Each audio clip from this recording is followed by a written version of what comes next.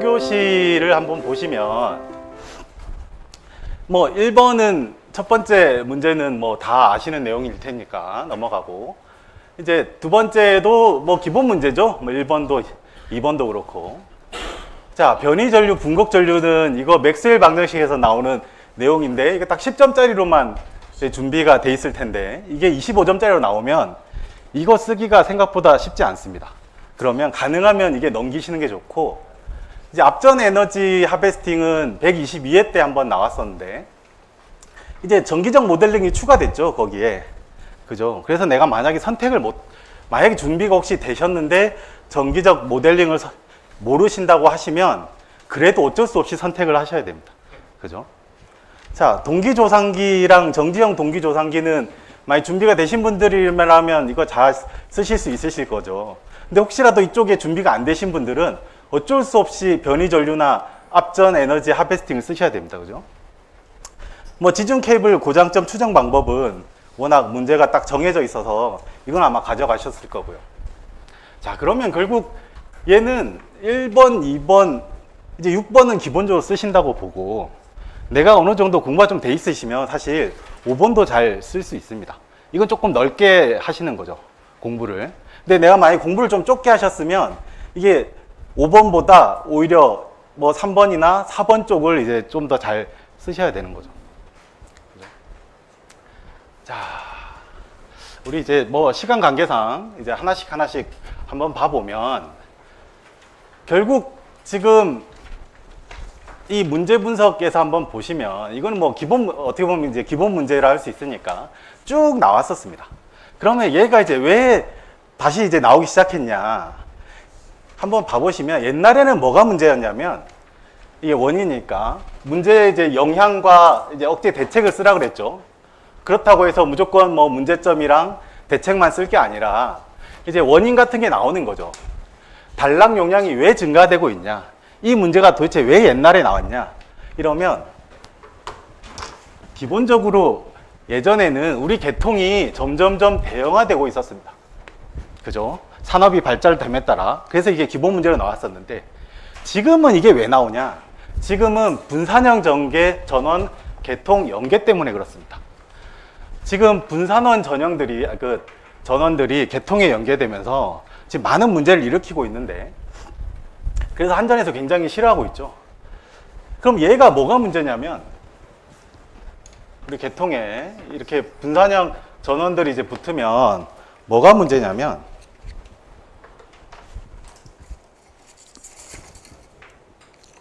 첫 번째로 이제 얘가 고장이 났을 때, 고장점이 있다고 치면 얘가 기어 전류가 나가는 거죠.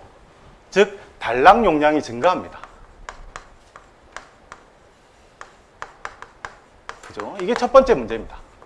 자, 두 번째는 뭐냐? 전기 품질에 문제가 있습니다. 자, 전기 품질에는 뭐가 문제냐면, 이 분산형 전원 신재생 에너지는 기본적으로 출력이 불안정합니다. 자, 이게 무슨 말이냐? 극단적으로 우리 태양광 에너지 같은 경우에는 우리 날씨가 흐리면 출력이 떨어지죠. 그죠? 비가 와도 출력이 떨어집니다. 우리 그 미국에 대표적으로 개기일식 할 때 순간 태양빛이 없어지니까 그때 전기요금이 몇백만 원치 순간 올라갔습니다. 그죠? 그래서 얘는 지금 가장 어떤 문제, 우리는 이제 이거는 건축 전개에서 많이 다루진 않는데, 어떤 게 문제냐면, 현재 지금 미국 같은 경우에 태양광 에너지 때문에 전력 수급이 어떤 커브를 그리고 있냐면, 뭐 주마다 좀 다르겠지만 이런 커브를 그리고 있습니다. 이게 지금 주간인데, 얘가 지금 왜 수요가 줄어드냐면, 태양광이 이 수요를 다 어느 정도 충당을 하고 있기 때문에 지금 전력 수급이 이렇게 되고 있는데, 뭐가 문제냐면 이 더 커브라고 하는데, 요 지점, 태양광이 일시적으로 발전을 하지 못하는 순간 전력 수요가 급증해 버립니다. 그죠? 이렇게 되면 기본적으로 유효 전류가 줄어드니까 당장 주파수가 흔들려 버리죠. 그죠? 이게 우리 신재생 에너지의 두 번째 문제입니다. 자, 그럼 세 번째는 뭐냐? 이제 보호 계전입니다. 예전에는 한전에서 이 모든 전력 조류를 다 제어하고 계산을 했습니다. 그래서 자기들이 입맛에 맞게 보호 계전, 릴레이 코디네이션 같은 걸 다 해놨는데, 지금은 분산형 전원이 곳곳에 들어오면서 전력 조류 흐름이 이제 양방향으로도 바뀌고 고장 계산도 굉장히 복잡해졌다, 그죠? 그래서 지금 요런 세 가지 문제 때문에 이제 지금 이슈가 되고 있습니다. 그러면 여기 중에서 이제 지금 문제가 나온 건 단락 용량인 거죠. 자, 그러면 단락 용량, 이건 근데 원인은 이렇든 간에 어쨌든 전통적인 문제이기 때문에 이게 송배전 공학에 그대로 이런 목차로 있기 때문에 그대로 답안을 구성하시면 되고, 이럴 때 이제 그러면 남들이랑 좀 차별화를 해야 되니까 어떻게 하면 좋으시냐면, 실제 우리는 건축 전기니까 수용가에 어떤 현상이 있을 때 단락 용량이 증가하고 어떻게 대책을 마련하는지를 간단하게 써주시면 됩니다. 그죠? 기본적으로 우리 가장 쉽게, 자, 우리 뭐 이런 일 많죠. 자, 우리 배전반에 만약에 부하가 점점점 증가를 해서 이 TR을 1000kVA였는데,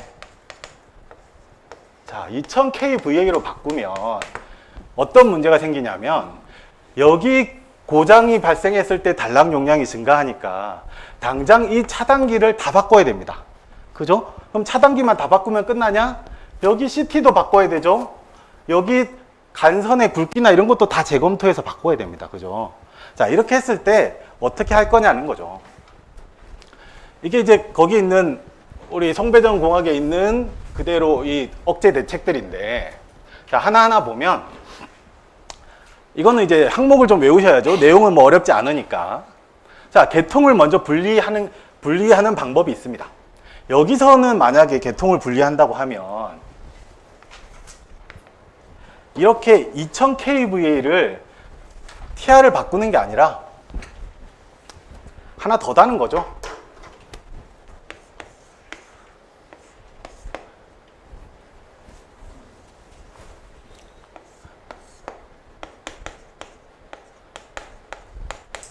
kVA를 달아서 하면 되는데, 그래서 우리는 기본적으로 원래 용도에 따라서 맞추고 얘를 다 전환 가능한 타입 12로 해서 평상시께 열어둡니다. 근데 계통에서는 그렇게 하지 않고 이게 다 병렬로 연결이 돼 있죠. 타입 12로.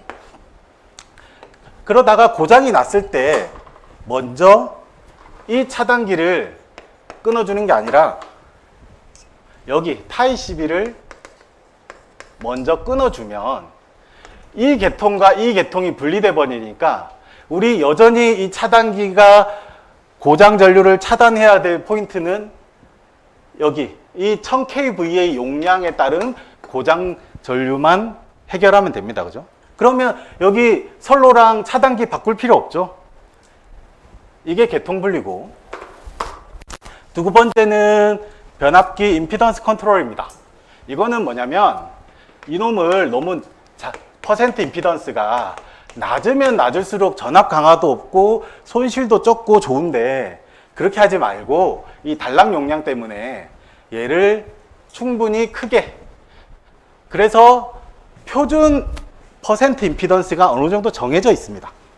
그래서 거기 맞춰서 써라.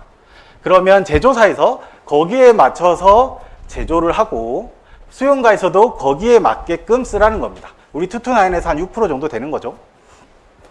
한전 154 같은 경우는 11kVA이고, 그 다음 11%고, 그리고 배전 선로에서는 14.5% 정도 되죠. 그죠? 자, 그리고 3, 4, 5 점점점 올라가면 올라갈수록 우리 단락 용량이 커지니까 퍼센트 임피던스가 점점점 지금 커지고 있는 겁니다. 자, 결론은 뭐냐면, 결국은 고장 전류는 퍼센트 Z분의 100IN이니까, 그죠? 우리가 사용하는 부하, 이 IN은 뭐 이렇게 쓸 수도 있겠다, 그죠? 루트 3V에 PN이 있을 텐데, 우리가 실제 부하를 사용하는 부하 용량을 줄일 수는 없으니까, 우리 전력 입장에서는 결국 뭐를 키운다? 퍼센트 임피던스를 키우는 겁니다. 그죠? 우리 계통 분리는 타입 12를 이렇게 분리를 시켜서 퍼센트 임피던스를 높이는 거고, 변압기 퍼센트 임피던스가 낮지 않게끔 하는 거고, 한류 리액터는 그냥 다이렉트로 직렬 리액터를 아예 붙여버리는 거죠. 이게 지금 현재 분산형 전원에서 많이 쓰고 있는 방법입니다. 그러면 여기에는 전압 강화가 일어나겠죠? 퍼센트 Z가 있을 테니까.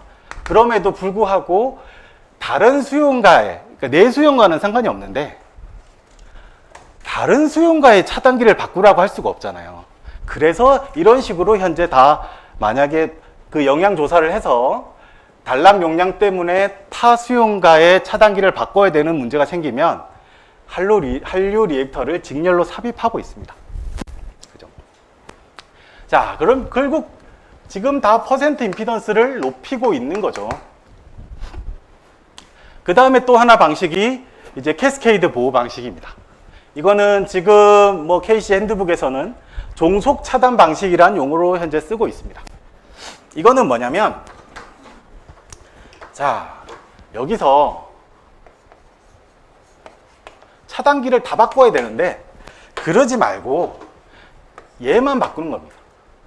얘만, 만약 얘가 지금 25카 차단기였는데 용량을 2배로 늘려서 50카가 필요하다. 그러면 나머지도 다 50카로 바꿔야 되는데 그러지 않고 그냥 여기는 25카 그대로 쓰는 겁니다. 자, 그러면 당장 우리 배전반 2차 측에 고장이 생겼을 때 이 MC12는 우리 차단을 못 한다, 그죠?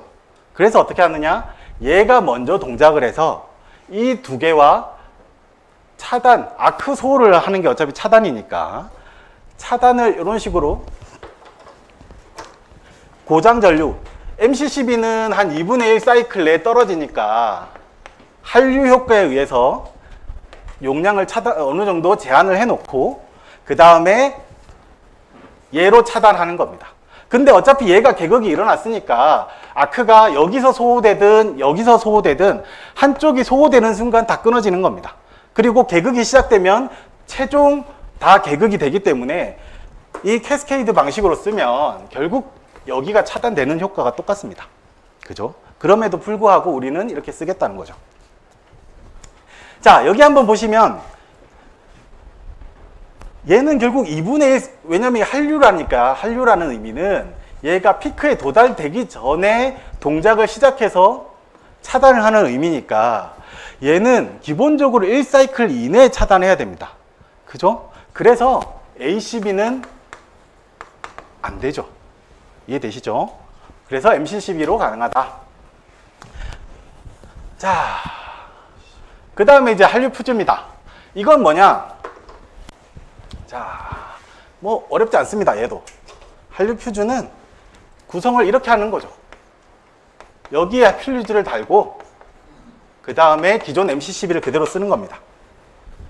얘는 뭐 그대로 바꿔주겠죠. 그러면 얘는 25카, 얘는 뭐 한류 퓨즈니까 얘는 한 50카 차단할 수 있다고 치면, 자, 그러면 얘는 이제 용도가 바뀌었습니다. 가부하만 보호하는 거죠.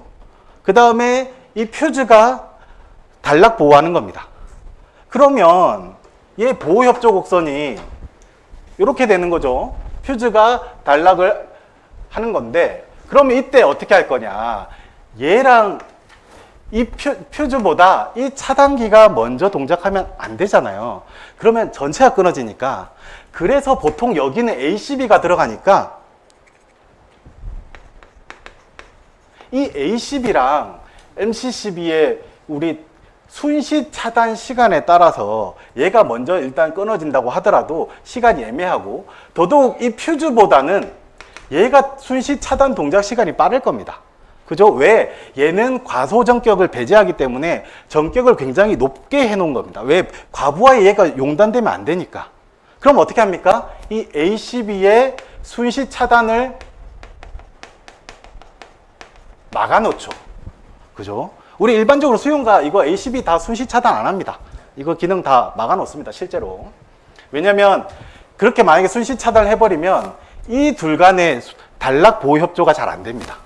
그래서 일반적으로는 이거 순시 차단 다 차단해 막아 놓고 이 배전반 여기 각각의 순시 차단을 하는데 용량이 부족하니까 퓨즈를 달아서 한류 백업 차단하더라. 그죠? 그 다음 개통 연객입니다. 이거는 이제 수용가에서는 뭐 쓸 일이 없고 이제 우리나라에서도 거의 쓸 일이 없고, 그러니까 미국같이 굉장히 거대한 계통에서 얘는 실제 한번 보시면 실제 이게 뭐 쓰이고 있다는데, 자, 우리 LC 직렬 공진을 하면 이 임피던스가 0이죠. 그러니까 문제없이 임피던스 제로는 0이 되고 문제없이 흘러가다가, 자, 사고가 나면 뭐 이 그림은 저렇게 돼 있지만 실제 저 구성은 뭐 이렇게 되게 있겠죠. 직렬을 병렬로 바꿔야 될 테니까 이렇게 돼 있으면 여기에 사이리스트를 하나 달 거고 여기도 사이리스트를 하나 달 거고, 그리고 직병렬을 바꿔야 되니까 여기도 뭐 사이리스트를 하나 달겠죠. 그죠?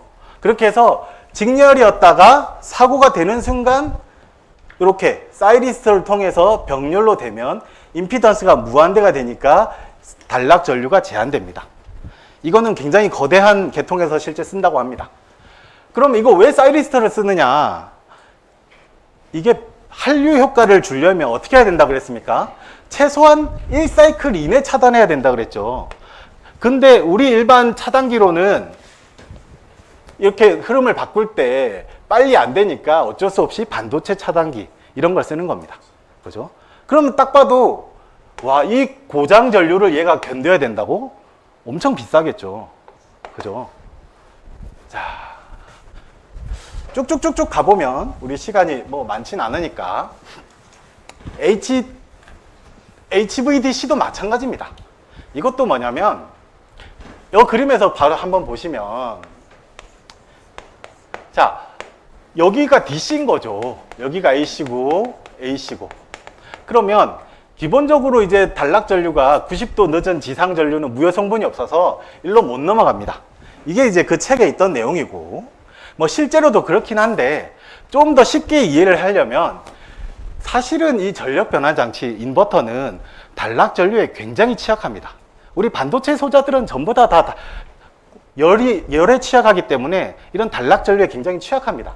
그래서 어떻게 하느냐? 기본적으로 여기는 단락 제한하는 차단 능력이 있습니다. 어떨 때 보시면 우리 퓨즈처럼 여기 2분의 1사이클, 한 1사이클이니까 뭐 요 정도가 되겠죠. 2분의 1사이클 이내에 차단을 훨씬 더 빠르게 뭐 몇백 마이크로세컨 이내로 차단할 수 있는 능력을 갖춰 놓습니다. 기본적으로. 그래서 우리 고장 계산할 때 우리 분산형 전원에서 이게 만약에 전력 변환 장치 PCS로 연결이 돼 있으면 이게 인버터잖아요. 그래서 얘는 보통 1.2에서 1.5 IN 이내로 단락 전류를 제한하는 기능 자체가 있습니다. 얘 자체를 보호하기 위해서. 그죠? 자, 그렇기 때문에 우리는 실제 우리 계통에서 계산할 때, 고장 전류 계산할 때 얘는 1.5 IN으로 계산합니다. 단락 전류, 기어 전류를. 마찬가지, 그러니까 이거는 똑같은 겁니다. 이거 자체 내에서 이미 단락 전류를 제한하는 기능이 있기 때문에 이렇게 HVDC로 연계가 되면 A 계통에서 B 계통으로 단락 전류가 넘어가지 못하는 거죠. 그죠? 자, 그리고 이제 초전류 한류기입니다. 자, 이걸 먼저 보면 얘는 뭐 간단하죠. 여기 그림에서 한번 봐보시면 기본적인 게 저항형인데, 우리 초전도 같은 경우에는 임계 전류가 있고 뭐 임계 자기장이 있을 거고 그 다음에 임계 온도가 있을 겁니다. 그죠? 뭐라도 하나 넘어가면 초전도가 특성이 깨집니다. 여기서는 당장 임계 전류를 그러니까 초과가 되면 이 초전도 특성이 깨지면서 임피던스가 급증합니다. 그죠? 자, 만약에 여기 이게 없고 이거 자체로만 놓으면 임피던스를 제한하면서 단락 전류가 어디로 흐르느냐? 초전도체로 흐르겠죠. 제한된 단락 전류가. 근데 우리 초전도체도 기본적으로 화합물질이기 때문에 열에 취약합니다. 그래서 어떻게 하냐면 여기에 별도의 저항을 달아줘서 정상시에는 임피던스 차에 의해서 이 초전도체로 흐르다가 고장식 퀸치 현상에 의해서 초전도체가 깨지는 순간 급증할 테니까 이쪽으로 흐르게, 저항해서 흐르게 하는 게 저항형입니다.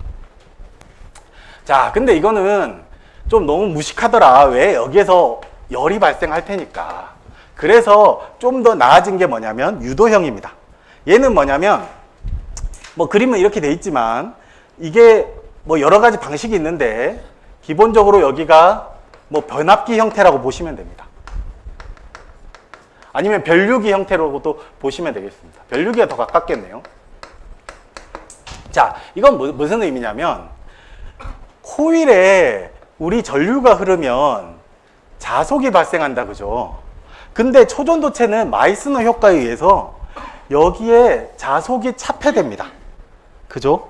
그래서 자속이 없으니까 역기전력이 없어서 얘는 임피던스 없이 이쪽으로 흐르고 있습니다. 그죠? 정상시에. 자, 이걸 이용한 게 뭐냐면 초전도 우리 전동기 그리고 초전도 발전기입니다.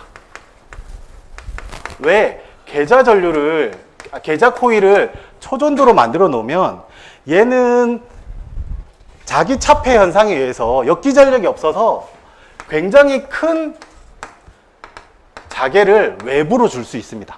왜? 본인한테는 안 오고, 그죠? 제한이 되지 않으니까, 역기전력에 의해서. 그래서 이걸 이용한 게 초전도 전동기고 초전도 발전기인데, 얘는 초전도 한류기는 뭐냐면 이렇게 쓰고 있다가 단락 전류에 의해서 퀸치 현상이 깨지는 순간 여기 이 변류기 혹은 뭐 변압기 임피던스가 급증하는 거죠. 뭐에 의해서? 역기전력에 의해서. 그리고 얘는 아예 이쪽으로 거의 흐르지 못하고 차단됩니다. 이게 뭐다? 유도형 초전도 한류기더라. 그럼 이게 10점짜리로 나오셔도 이거 쓰실 수 있겠죠. 그죠? 이제 공부 이렇게 하시면 됩니다. 첫 번째 문제라 공부를 좀 이렇게 하시라고 좀 자세히 설명드렸습니다. 이렇게 이런 거 하나하나를 따로 문제를 가져가시면 이거 너무 문제가 많아지고 양이 많아지시잖아요. 그러니까 기본적인 딱 요거 한 반 페이지 분량만 딱 써놓고 내가 내용만 잘 이해하시면 얼마든지 10점으로 바뀔 수 있는 거죠. 그죠? 자, 이제 두 번째입니다. 우리 파워 퓨즈는 좀 뭐 다 알고 계실 테니까 빠르게 한번 가보겠습니다. 문제 많이 나왔죠? 뭐 당연히 잘 쓰셨을 겁니다. 그죠? 우리 그 항목 같은 거 큰 대목차 선정할 때 꼭 이 순서대로 적어 주셔야 되는 거 아시죠? 가급적. 자, 뭐 개요는 있을 거고. 자, 역할은 우리 기본적으로 퓨즈를 쓰실 때 차단기랑 비교하시면 쉽습니다.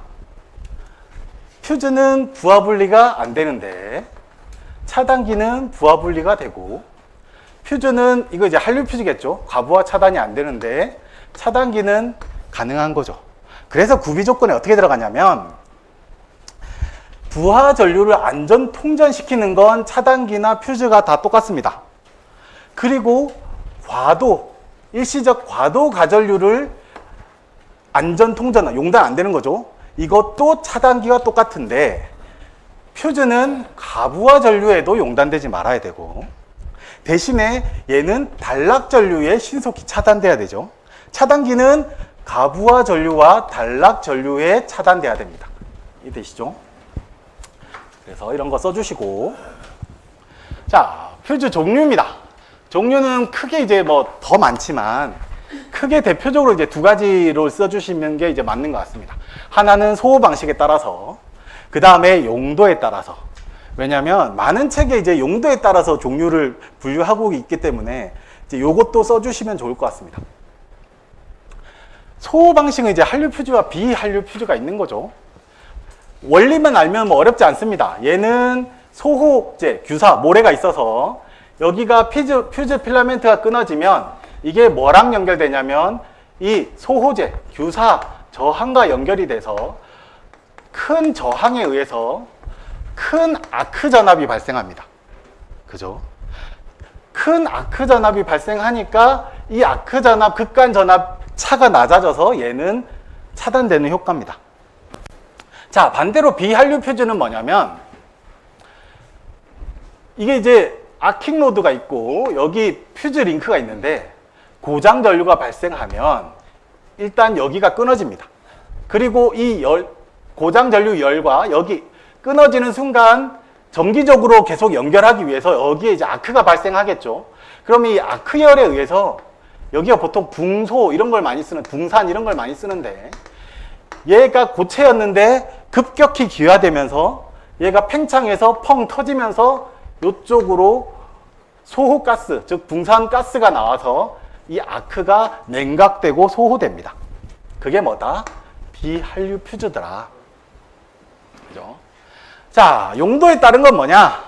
우리 TMCG 뭐 이렇게 외우셨을 텐데 뭐 변압기용, 전동기용, 콘덴서용, 뭐 일반 퓨즈용이 있습니다. 자, 이것도 뭐 이거 표를 어차피 외우셔야 되는데 이 표를 너무 어렵게 외우시지 마시고 연산 하시면 됩니다. 기본적으로 우리 차단은 과도 전류에 차단되면 안 되잖아요. 그죠? 그래서 변압기 같은 경우에는 가도 전류가 뭐가 있냐? 여자 도립 전류겠죠? 그러면 인러시가 있을 텐데 얘는 얼마냐? 보통 10IN에 0.1초 혹은 0.2초 뭐 이렇게 잡죠. 그죠? 보통 0.1초로 잡으니까 그래서 얘는 0.1초에 절대 용단되면 안 되겠구나. 그래서 여유를 두고 12에서 25IN으로 잡는 겁니다. 그죠? 이건 뭐 외우실 필요 없겠죠, 이러면. 자, 두 번째는 우리 전동기. 전동기 같은 경우에 과도 전류가 두 개가 있죠. 하나는 우리 기동 전류와 하나는 기동 러시, 그러니까 기동 도립 전류가 있겠죠. 자, 이때는 우리 보통 기동 전류는 크기가 얼마냐? 5에서 뭐 6IN 정도가 되는데 이게 얼마나 흐르냐? 보통 한 6초. 그죠? 최대 한 10초까지. 인러시 전류는 훨씬 짧은데 이게 얼마만큼 되냐? 9에서 12IN.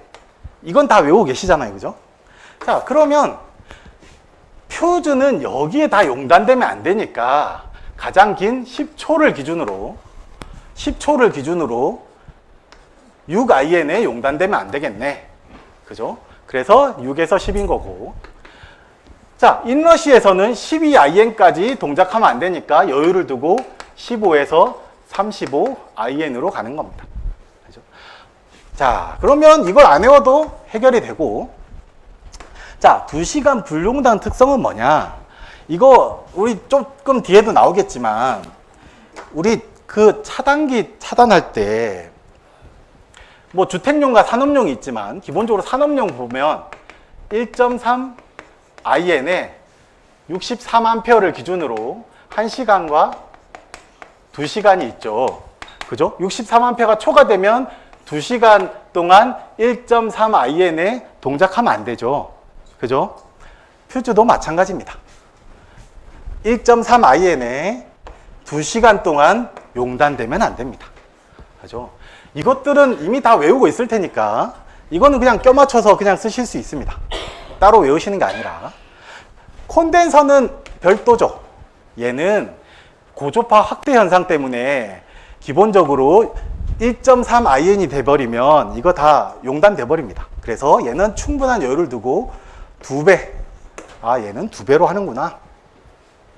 자, 그리고 얘는 1분 특성이죠. 60초 특성으로.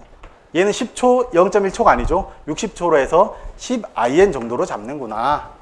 그죠? 자, 일반 퓨즈는 뭡니까? 이런 과도 용단 특성이 없는 그런 퓨즈입니다.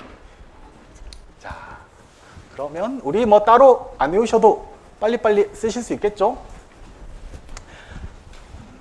자, 퓨즈에 대해서는 뭐 정확하게 아실 테니까 뭐 간결하게 한번 찍고 넘어가 보겠습니다. 기본적으로 릴레이 변성기가 필요 없으니까 얘는 소형 경량입니다. 그러니까 가격도 싸고, 그죠? 그리고 얘는 릴레이 변성기 시간이 없으니까 속도가 빠릅니다. 속도가 빠르니까 우리는 피크 올라가기 전에 한류 특성이 나타납니다. 그죠? 자, 그리고 얘는 동작 특성이 확실합니다. 이게 무슨 말이냐면 차단 용량을 초과하는 단락 전류가 나타났을 때, 자, 차단기는 이거 늘러붙는 현상이 있죠. 융착돼서 차단 실패할 수 있잖아요. 퓨즈는 어떻게 됩니까? 폭발합니다. 그래서 어쨌든 끊어져요.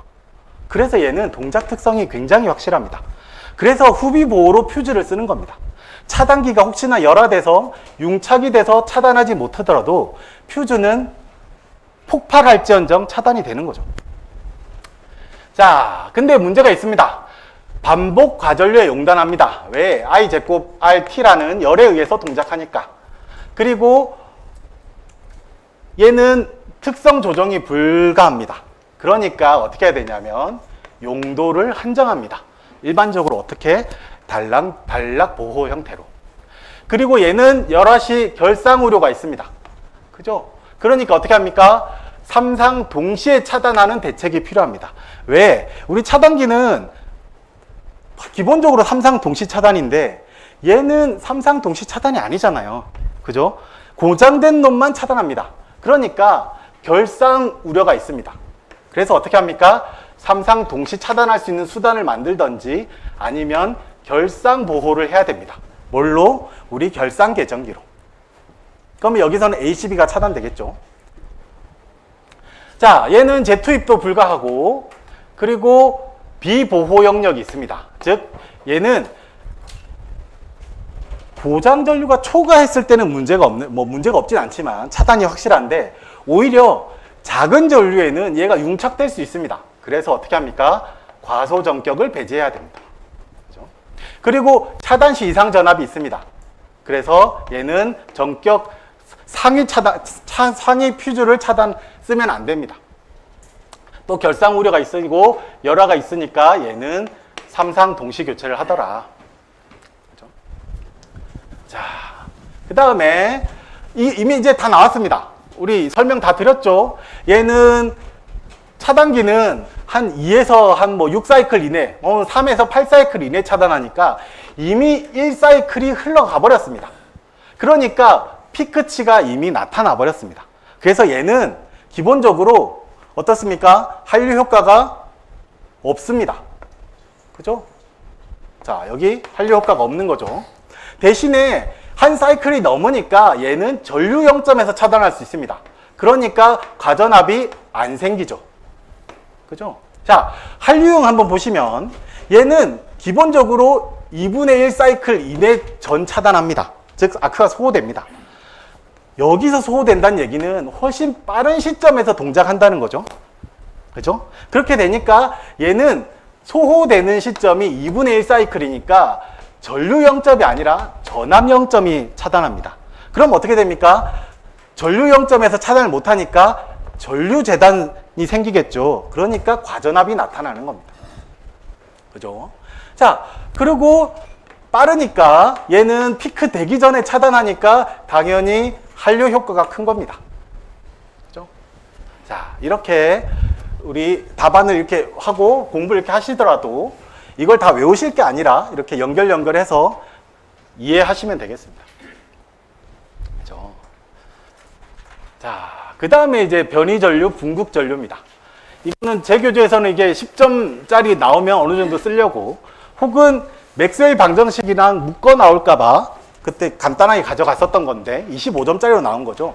자, 이럴 때 내가 만약에 이거 우리는 무조건 붙어야 되니까 다른 문제를 선택 못해서 눈물을 머금고 이 문제를 선택해야 된다면 어떻게 쓰셔야 되냐면, 기본적으로 우리 분극이나 변이전류에 대해서는 알고 있어야 선택하셨겠죠.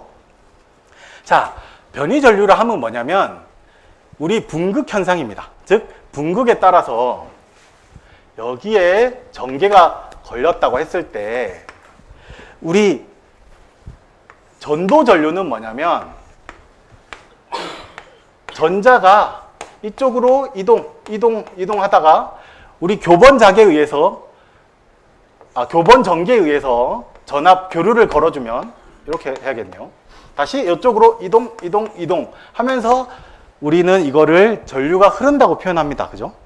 근데 이 유전체 안에서는 어떤 현상이 나타나냐면 원자가 있고 이쪽이 플러스가 걸렸을 때는 전자들이 이쪽에 몰려 있습니다. 그래서 이걸 어떻게 표현하느냐? 플러스 마이너스. 그죠? 플러스 마이너스. 근데 이렇게 되면 그냥 분극이 끝났는데 교번 전압에 의해서 우리 교류 계통이니까 이놈이 걸리면 어떻게 되냐? 다시 이쪽이 플러스가 되니까 플러스 마이너스. 플러스 마이너스. 즉 그래서 전체적으로 보니까 얘 배열이 이쪽으로 전자가 이쪽으로 갔으니까 전류는 반대겠죠.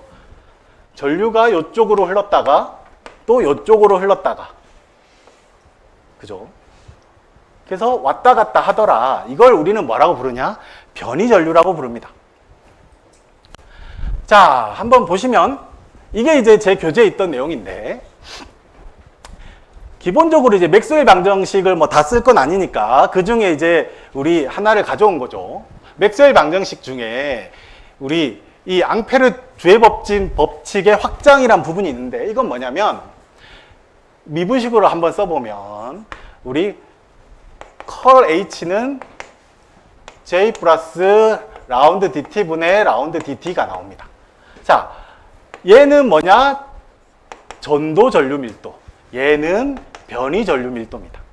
자, 그러면 다시 이걸 적분 법칙으로 쓰면 우리 HDL 자개를 여기 한 서클 동안 적분하면 이게 뭐로 나오느냐? 뭐 저기는 저렇게 표현되어 있지만 좀 더 쉽게 우리가 알고 있는 전도 전류 I가 나오고 여기까지가 뭡니까?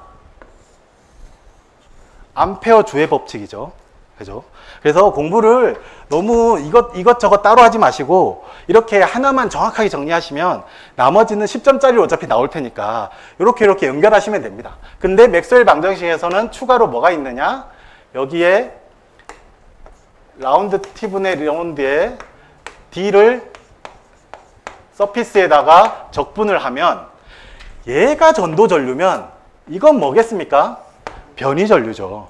그죠? 그래서 요 놈에 대한 수식이 이렇게 두 가지가 정리되어 있는 겁니다. 그죠?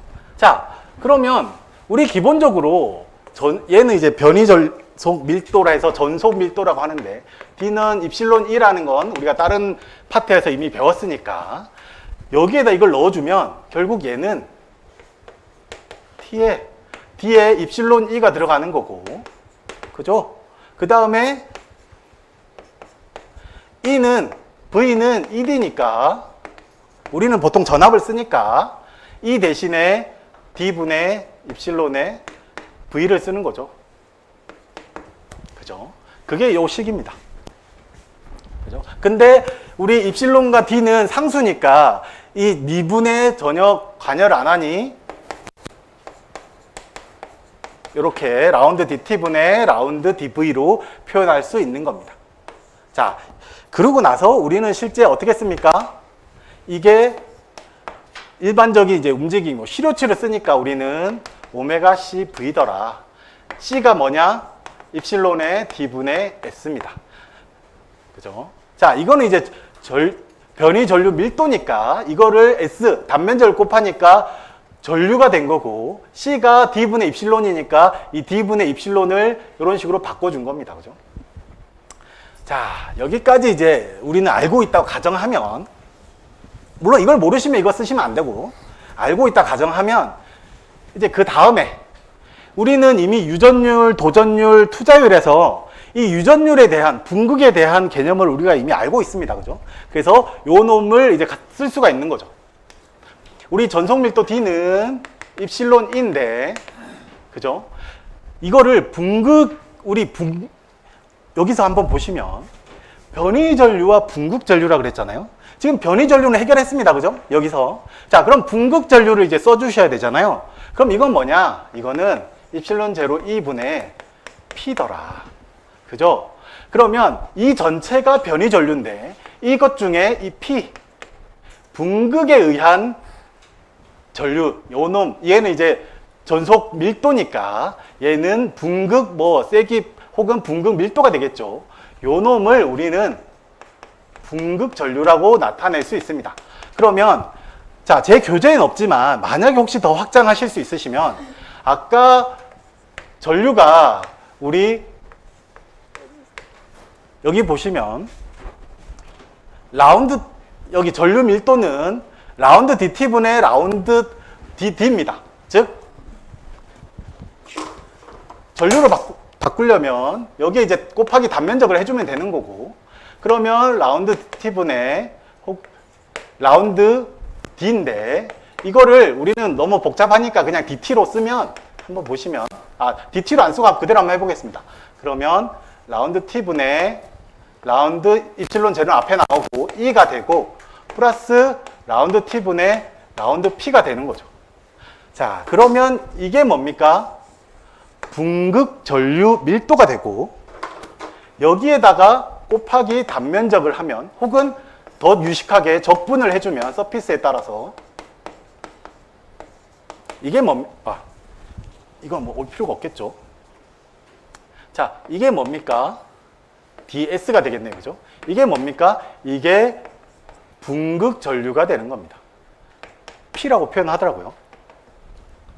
자, 그러면 우리가 알고 있는 여기에서 여기까지 끌어내면 뭐 가장 베스트인데 우리는 이걸 준비를 안 했으니까, 분극 전류 준비 안 했으니까 여기까지 못 쓰시더라도 여기 정도만 써주셔도 어느 정도 답변이 되는 겁니다.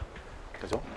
그래서 이제 이걸 가지고 우리는 유전류를 유전체, 강유전체, 그 다음에 뭐 이런 식으로 이제 분류를 하는 겁니다. 자, 그래서 이제 답변은 사실 끝났고 이대로 해서 그냥 결론으로 해서 한 2페이지 쓰시면 되고, 혹시라도 내가 다른 걸 잘 못 써서 시간이 남는다고 하시면 그 다음에 뭘 써주셔야 되냐면 변이 전류의 활용을 어떻게 할 거냐. 우리 실제 전력 파트에서는 선로 정수에 C가 있죠. 얘는 결국 얘는 C구나. 선로 정수에 있고 전력용 콘덴서에 있고 절연체 유전대 특성이 있습니다. 그죠? 그래서 뭐 이렇게 많이 써주실 필요는 없고 간단하게 써주시면 되겠더라. 그죠? 이거는 뭐 한번 읽어보시고, 자, 그 다음에 이거 3번 문제와 4번 문제는 아마 같은 분이 내셨을 텐데 앞전 에너지 하베스팅이 있습니다. 자, 이 문제 딱 그림만 봐도 준비된 그림이 아니죠. 어디서 긁어온 그림이죠. 그죠? 뭐 저도 이런 거 준비 안 했습니다. 그죠? 자, 이거는 뭐냐면 우리 개념만, 혹시라도 이거 나중에 가져가실 거면 이 문제를, 이거 뭐 지금까지 이제 한 문제 뭐 이거는 이제 앞전이 아니니까 한 번 나왔던 거죠. 지금 2번 나왔고, 얘는 뭐 어렵지 않습니다. 이미 우린 분극에 대해서 배웠으니까. 앞전 소자라 함은 뭐 소자가 있겠지만 기본적으로 뭐냐면 우리 아까 뭐 여기 이제 수식 이렇게 했지만 어렵게 하지 말고 D는 아까 뭐라고 했냐면 입실론 E에다가 P라고 했죠. 그죠? 여기에서 앞전 소자는 뭐가 들어가냐면 델타 P가 들어가는 겁니다. 자, 이게 무슨 말이냐면 내가 힘, 더 정확하게 말하면 응력, 힘을 가했더니 분극 현상이 변화가 일어난다는 겁니다. 자, 우리 전속이 변하면 변이 전류가 되는 거죠. 뭐 여기는 그냥 이렇게 쓸게요. 그러면 자속, 분극의 변화가 일어나면 얘는 결국 분극의 분극 전류가 생기는 겁니다. 이걸 이용한 게 뭐냐? 앞전 소자 에너지 하베스팅입니다. 어렵지 않으시죠? 이 개념만 갖고 가시면. 그럼에도 불구하고 이렇게 표현한 거는 뭐냐면 이 우리 국가에 있는 뭐 기술 거기 있는 공식 자료에 보니까 이런 식으로 다 표현이 돼 있어서 이렇게 제가 해드린 거고요. 만약에 저라면 그냥 너무 어렵게 생각 안 하고 우리가 알고 있는 분극 현상으로 이렇게 설명을 할 것 같습니다. 그죠? 자, 이 식이랑 한번 비교해 보시면 여기서 입실론 E, 이건 뭐냐면 요게 기존의 입실론 E가 되는 거죠. 그죠? 거기에 델타 P, 응력에 의해서 발생하는 분극의 변화, 이게 DT입니다. 그죠? 여기서 DT는 우리 T가 응력이고, 즉 여기가 응력이고, D는 앞전 계수, 뭐 앞전 상수. 그죠? 자, 그렇게 해서 결국 이렇게 이건 그냥 면적이고, 분극의 변화는 전류 밀도니까 면적을 곱하면 그게 변이 전류, 더 정확하게 말하면 분극 전류가 되더라. 그죠? 자, 이 개념만 갖고 가시면 그 나머지는 쉽습니다. 자, 앞전 효과는 뭐냐? 뭐 이렇게 했지만 이거 필요 없습니다. 여기에 이거 갖다 넣으시면 됩니다. 이거 필요 없고, 앞전 효과는 뭐냐? 지금처럼 응력, 힘에 의해서 우리 전기 에너지, 뭐 E라고 할까요? 우리 전기 에너지가 생기면 이게 1차 앞전 효과입니다. 2차 앞전 효과는 뭐냐? 얘는 가역 반응이기 때문에 전기 에너지를 주니까 응력이 변하더라는 겁니다. 그게 2차 앞전 효과입니다. 그죠? 자, 이걸 정기적 모델링으로 하랍니다. 이건 아마 준비된 분이 많이 안 계실 텐데, 뭐 어쩔 수 없는 거고, 혹시 이제 다음에 가져가실 분들은 이거 너무 어렵게 생각하실 필요 없습니다. 우리 C라 그랬죠. 분극이니까. 그러면 우리 C의 등가 회로를 아시면 됩니다. 우리 캐패시터의 등가 회로는 뭐냐면 이렇게 돼 있습니다. 이게 캐패시터의 정기적 모델링입니다. 얘는 기생 저항, 얘는 기생 인덕턴스, 얘는 커패시턴스.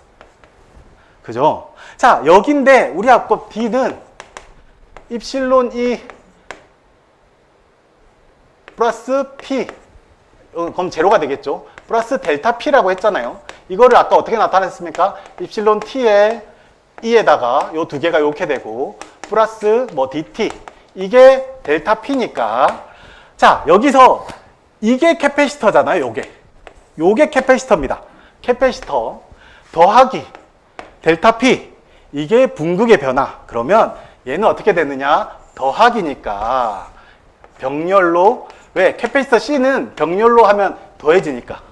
이게 뭐다? 앞전소자의 앞전에 의한 커패시턴스입니다. 그죠? 자, 그러면 이거 정기적 모델링 외우지 않아도 바로 쓰실 수 있겠죠. 그죠? 이런 것들은 이제 혹시나 다음에 가져가실 분은 보시고, 안 가져가실 분들은 그냥 넘기셔도 제가 봤을 때는 상관이 없을 것 같다 라고 122회 때 말씀드렸는데 또 나왔던 거죠. 그죠? 자, 우리 그 다음에 이제 그 다음부터는 뭐 그냥 개념도입니다. 자, 우리 걸어다니고 이거 지금 많이 쓰고 있죠. 우리 운동하면 그 핸드폰 충전하고 이런 거 지금 쓰고 있죠. 그죠? 근데 이제 이거는 사실 발전이라고 하긴 좀 애매하고, 실제 지금 발전을 어떤 걸 발전하고 싶냐면 풍력에서 이런 응력 변화에 의한 발전, 그리고 우리 도로에서 자동차가 지나가면 생기는 응력, 그런 것들을 발전하고 싶은 겁니다. 궁극적으로. 그죠? 자, 그래서 흐름도는 이런 에너지가 자연 발생 혹은 인위적으로 발생하는데, 이거를 앞전소자로 에너지 변환해서 저장하고 소비하자. 그죠? 그래서 이것도 뭐 똑같습니다. 어차피 응력이 생기는 건 기존의 응력을 활용할 거니까 응력이 생긴 놈을 임피던스 매칭해서 우리한테 맞게끔 변환한 다음에 앞전소자로 에너지를 전기 에너지로 변환해서 저장했다가 다시 송전하는 게 뭐다? 앞전 발전 시스템이다. 안타깝지만 이거는 외워야겠죠? 앞전 물질 3가지 혹시 가져가실 분은. 저도 이거 자세히 모르겠습니다. 자, 그 다음에 이제 동기조상기와 정지형 동기조상기입니다. 이거는 이제 좀 잘 쓰셔야 되는데, 가져가시는 분들은. 자, 우리 이 문제 나오면 우리 보통 문제 나눠주면 이렇게 딱 보고 뭐 답 못 쓰고 한 2, 3분 볼 수 있잖아요. 그럴 때 어떤 생각 하시면 좋냐면, 아, 동기조상기와 정지형 동기조상기구나. 동기조상기는 뭐냐? 기본적으로 회전기구나. 그죠? 정지형은, 아, 얘는 정지기구나. 그죠? 자, 그러면 요 두 개 차이를 설명해야 되고, 또 얘도 동기조상기고 얘도 동기조상기니까 또 같은 점도 우리는 얘기를 해줘야겠다. 그죠? 우리 고조파도 회전기에 미치는 영향과 정지기에 미치는 영향 뭐 이런 문제 많이 나오잖아요. 이런 식으로 같이 엮여 나오는 겁니다. 자, 그러면 우리 한번 뭐 보시면, 자, 이거는 우리 그거 할 때 보셨다. 그죠? 이 그림은 어디서 봤냐면 우리 발전기 감자 현상, 단락 전류 제한되는 그거 할 때 어차피 알고 외우고 계셔야 되는 내용입니다. 그죠? 그래서 기본적으로 한번 봐보시면, 여기서 그냥 그대로 시간 관계상 한번 설명드리면, 자, 우리 헷갈리실 수 있는데 여기서 이 벡터도는 발전기 내부에서 본 겁니다.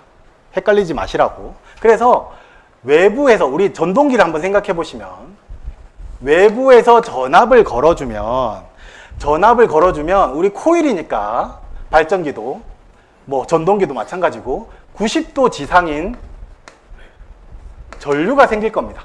이게 우리 여자 전류라고 부르죠. 그러면 이 여자 전류에 의한 동상인 자속이 생기고, 이 자속이 우리 코일이 두 개 있죠. 전기자 코일과 회전자 코일. 그죠? 회전자에 세교해서 뭐가 생깁니까? 역기 전력이 생깁니다. 이거 왜 역기 전력이 부르냐면, 여기 보내준 단자 전압 대비 반대로 생기니까 역기 전력이라고 부르는 겁니다. 자, 이게 기본인데, 감자작용, 증자작용은 뭐냐면, 자, 내가 만약에 이 동기조상기 외부에서 단자 전압이고, 내 즉 여자 전류 IF 얘를 올려주면 우리 자속이 늘어나니까, 이거 어떤 내용이냐면, 타여자 발전기에서 자속을 보내주면 뭐 동기 발전기겠죠. 여기에 전압이 역기 전압 E가 증가할 겁니다. 그죠? 우리 4.44 여긴 안 나와 있네요. 아, 여기 있네요. 4.44 FM 파이 M이니까. 자, 전압이 증가하니까 뭐 너무 어렵게 생각하지 마시고, 이거 헷갈리시니까, 전압이 증가하니까 내가 여기 단자 개통 쪽으로 무효 순환 전류를 보내줄 겁니다. 그죠? 기본적으로. 그러면 누가 보내주냐? 얼마만큼 보내주냐? 내 전압과 개통 전압 차만큼, 이만큼 보내주니까 코일에 전류가 흐르니까 내가 보내주는 내 전압의 90도 지상인 요 전류가 흐를 겁니다. 요 전류. 근데 이 전류는 역기 전력 입장에서는 90도 지상 전류인데, 개통 전압 입장에서는 뭡니까? 90도 진상 전류가 되는 거죠. 이해되시죠? 그래서 이걸 우리는 뭐라고 부르냐? 뭐 이건 좀 헷갈리실 거고, 책에는 이렇게 돼 있을 텐데, 우리 이걸 일반적으로 과여자 운전이다 라고 표현합니다. 그죠? 자, 이 말은 무슨 말이냐? 즉 동기조상기가 개통 쪽으로 무효 전류를 공급하는구나. 자, 근데 공급할 때 기본적으로 공급한다는 얘기는 진상 무효 전류를 공급한다는 얘기입니다. 감자, 이때 그러면 나는 이쪽으로 전류가 생기니까 이 전압에 의해서 발생된 주자속은, 우리가 만들어준 자속, 계자 자속은 이만큼이니까, 이 전류에 의해서도 동상 성분인 자속이 생기니까 요만큼, 이게 감자 작용을 해서 실제 지금 동기조상기는 전압은 다시 동기화돼서 이 전압이 되겠다. 그죠? 그러면 이 상태로 계속 유지되면서 진상 무효 전류를 공급하는 겁니다. 자, 반대로 전압을 낮춰주려면 어떻게 해야 됩니까? 자속을 낮춰줘야 되죠. 자속을 낮춰주려면 계자 전류를 줄여줘야 됩니다. 자, 그래서 우리 자속을 낮춰줬더니, 이렇게 뭐 여기까지네요. 자속을 낮춰줬더니 어떤 현상이 나타나느냐? 우리 개통의 전압이 나보다 큰 거죠. 그러면 개통에서 나한테 전류를 공급을 해주는데, 이때 코일에 흐르니까 또 90도 지상인 요 전류가 발생하는 거죠. 그러면 이 전류는 계통 입장에서 보니까 지상, 90도 지상인 지상무효 전류를 주는 겁니다. 자, 이거는 한번 봐보시면 계통 입장에서는 지상무효 전류를 주는 건데 내 입장에서는 90도 진상이죠. 즉 나는 무효 전력을 흡수하는 겁니다. 이해되시죠? 이거 혹시라도 이해 안 되셔도 하나하나 따져보셔서 머릿속에 콱 박으십시오. 그래야 안 헷갈립니다. 이거 벡터도 하나하나 따지면 좀 헷갈리더라고요. 자, 그래서 얘는 사실 뭐 동기조상기에 나온다기보단 우리 발전기 혹은 전동기에 우리 전기자 반작용에 의해서 이걸 공부를 하셨을 거고, 이제 동기조상기는 요 그림 하나 딱 외우시면 되는 거죠. 그래서 이게 계좌전류죠. 계좌전류라 하면 자속이랑 같은 얘기입니다. 즉 과여자, 자속을 높여줬더니 여기에 진상 무효 전류를 공급해주고 계통에다가 부족여자, 얘를 낮춰주니까 진상 무효 전류를 흡수하더라. 그죠? 이게 운전곡선입니다. 동기조선기를 가져가시려면 요걸 하나는 외우셔야 되죠. 자, 정지형은 뭐냐? 우리 지금 발전기 같은 경우에는 여자 제어를 통해서 전압을 조정했는데 우리 정지형이라고 하면 SVC도 있지만 뭐 간단하게 적어놨죠. 기본적으로 문제에서도 마찬가지랑 SVG로 우리 그러니까 이해하시면 가장 쉽습니다. 인버터 제어, PWM 제어로 전압을 제어합니다. 그죠?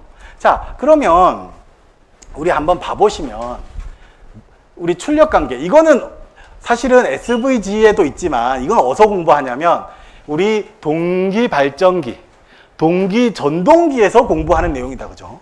별도로 공부하는 게 아닙니다. 그죠? 자, 그러면 이거 한번 간단하게 우리 한번 봐보시면 결국 모선에다가 송전하는 전력은 유효 전력과 무효 전력이 있을 건데, 이거는 뭐냐면 우리 코사인 파이, 그죠? VI 코사인 파이가 유효 전력이죠? 플러스 VSI의 사인 파이, 이게 무효 전력이죠. 그죠? 자, 그러면 자, 여기서 한번 봐보시면 벡터도, 이거 뭐 수학적으로도 푸셔야 되지만 벡터도로 보시면 편합니다. 이게 우리 지금 인버터입니다. 그죠? 인버터의 전압입니다.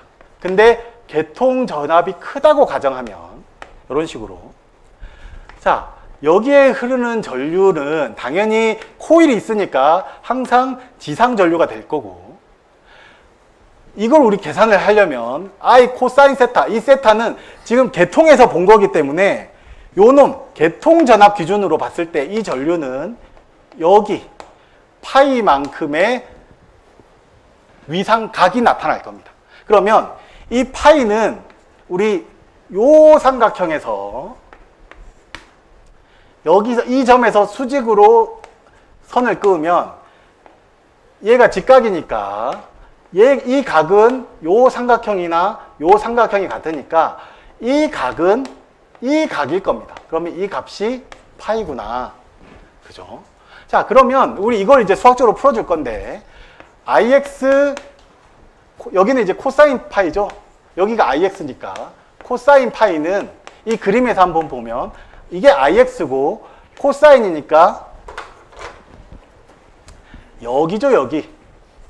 이 길입니다.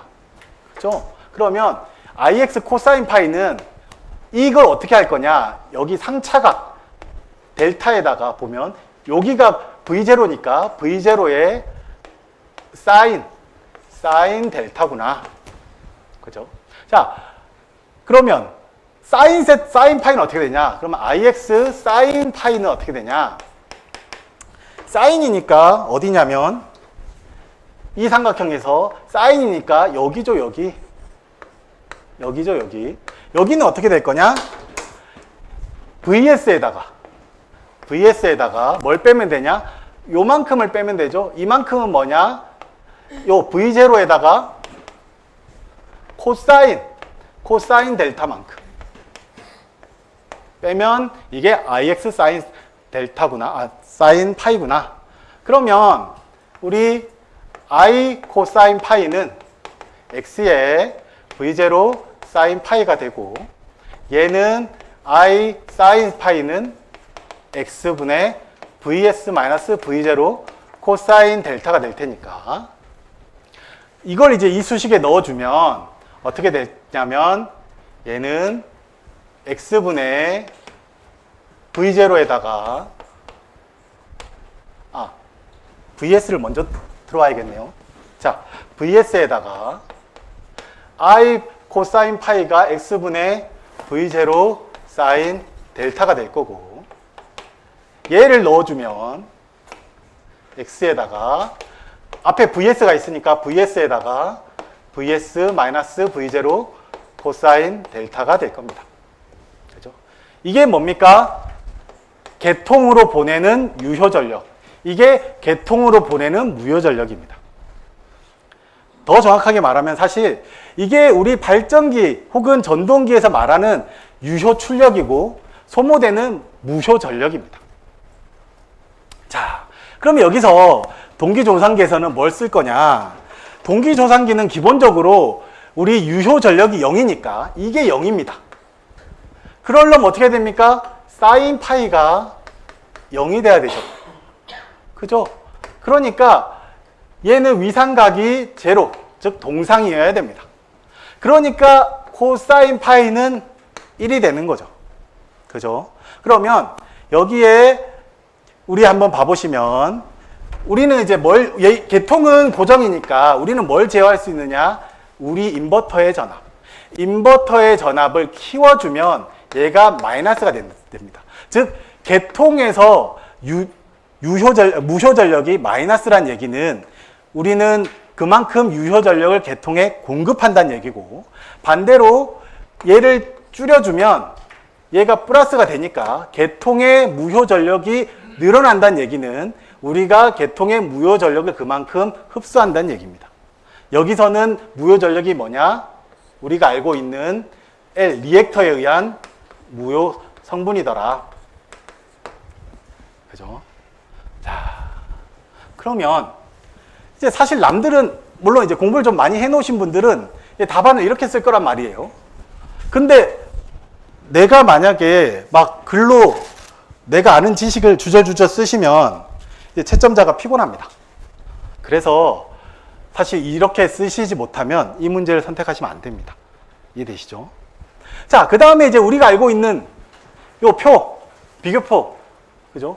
사실 요게 동기조상기고 얘는 그냥 조상설비입니다. 얘는 동기조상기가 아닙니다. 얘가 정지형 동기조상기입니다. 이해되시죠?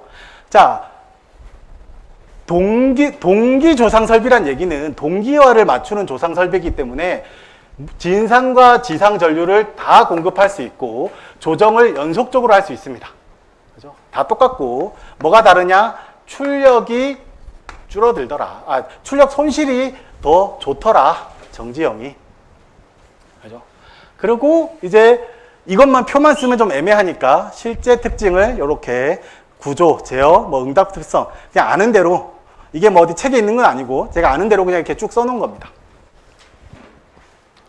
자, 이렇게 해서 이제 하나 또 마친 거죠. 그죠? 자, 그 다음에 이제 고장점 추정 방식입니다. 이거는 뭐 남들보다 더 잘 쓸래야 잘 쓸 수가 없는 딱 정해져 있는 답입니다. 자, 한번 보시면 뭐 일단 이거 바로바로 설명드리겠습니다.